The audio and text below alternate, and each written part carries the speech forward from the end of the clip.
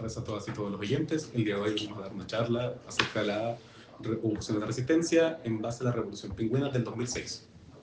Bueno, para dar una pequeña contextualización acerca de qué fue la Revolución Pingüina. La Revolución Pingüina fue un movimiento social ocurrido, como dijo mi compañera, en el año 2006,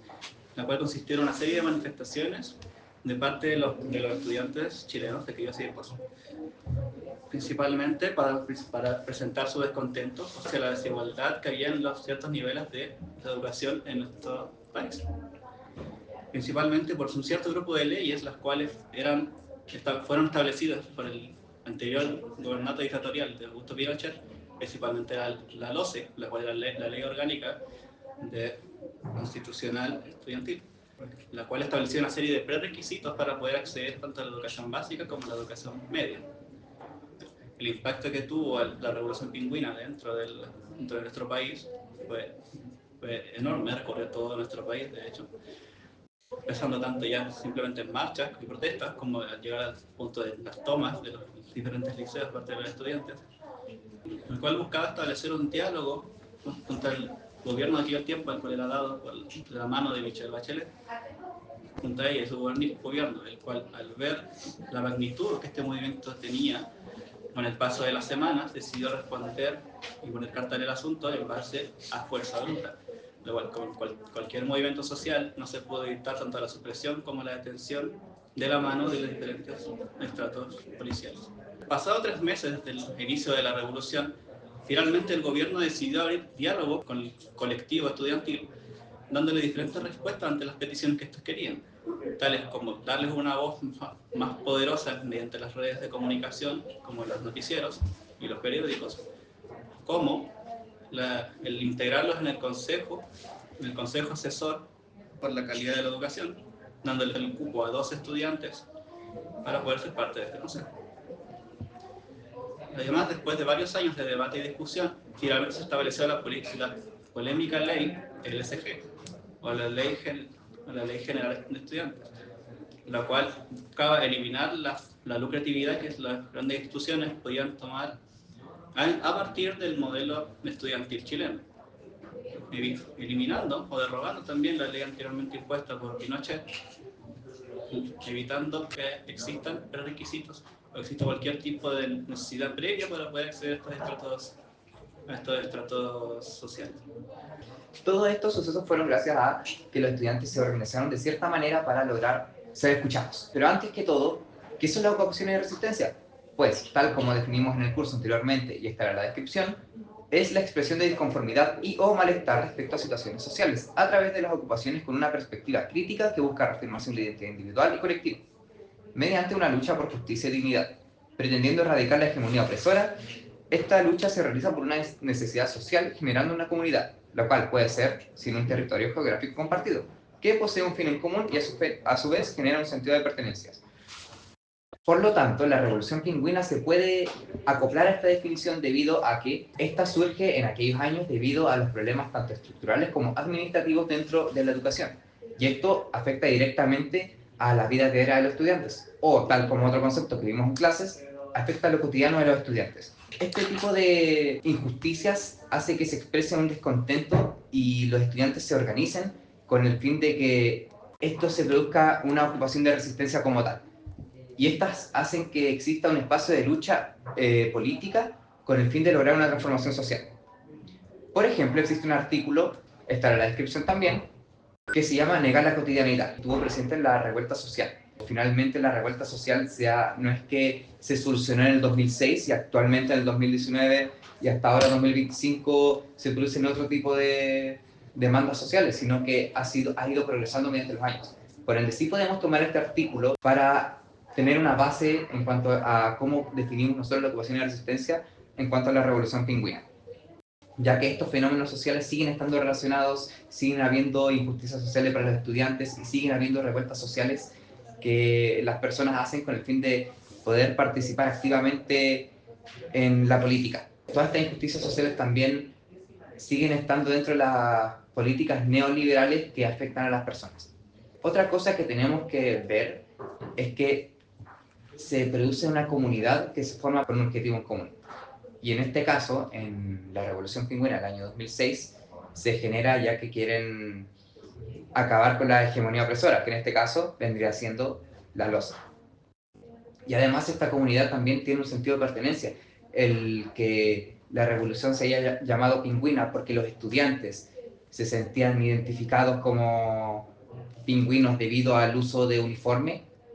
hace que todos pertenezcan a una misma comunidad en sí, que se identifiquen como pingüinos, hace que sean partes de un colectivo. Y finalmente,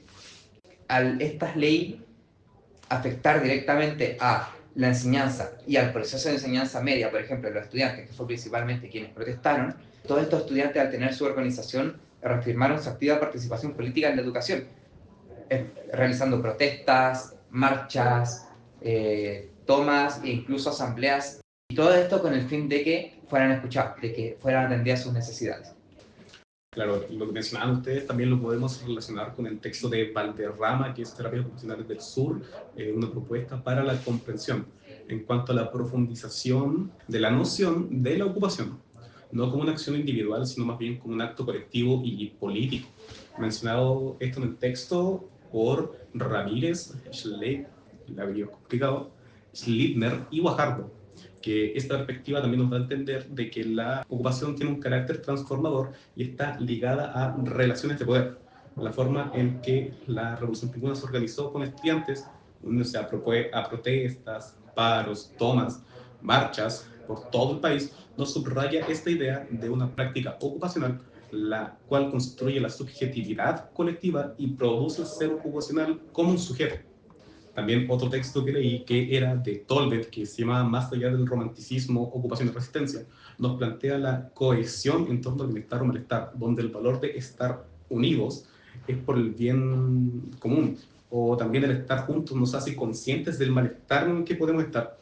La Revolución Pingüina nació por el malestar y la disconformidad, convirtiéndose en un espacio de lucha política, la cual generó una gran cohesión en todos los estudiantes de todo el país, donde los actos cometidos durante esta lucha, que fueron las protestas, las asambleas, las marchas, las tomas de decisiones, también fueron vistas como una forma de ser, de estar y de hacer, situadas de una forma histórica que permitieron a los jóvenes expresar el descontento que tenían. Bueno, escuchando todo lo que se ha compartido, se hace muy evidente que la Revolución Pingüina no solamente fue una serie de marchas o tomas, sino más bien fue una respuesta organizada y colectiva frente a un sistema que ya años generando injusticia, especialmente en el ámbito educacional.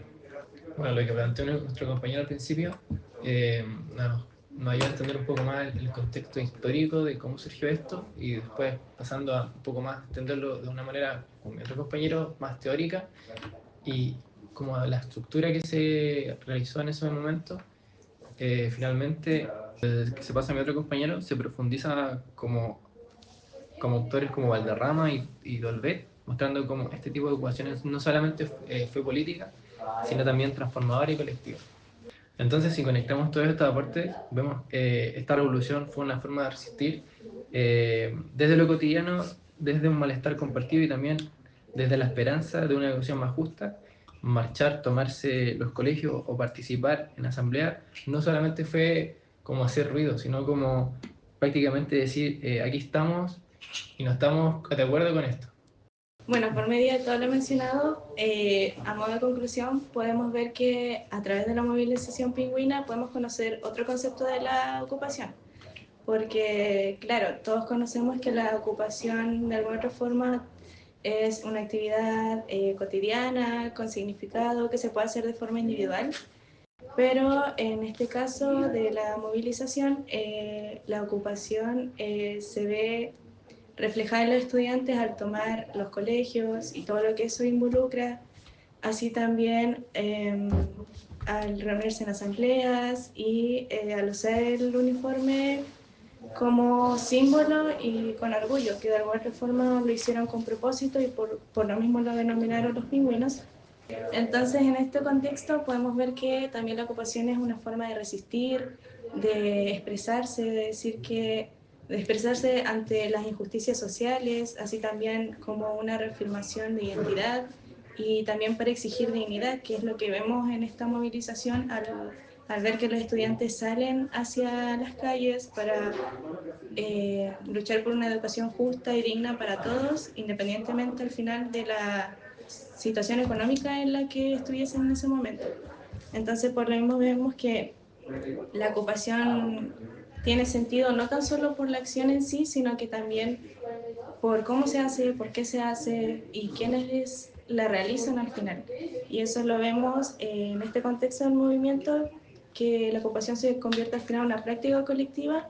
en la cual se reúnen, se van a una resistencia y luchan por lo que es digno y es justo. Eso sería todo por hoy. Los esperamos hasta una próxima vuelta con nueva información. ¡Chao!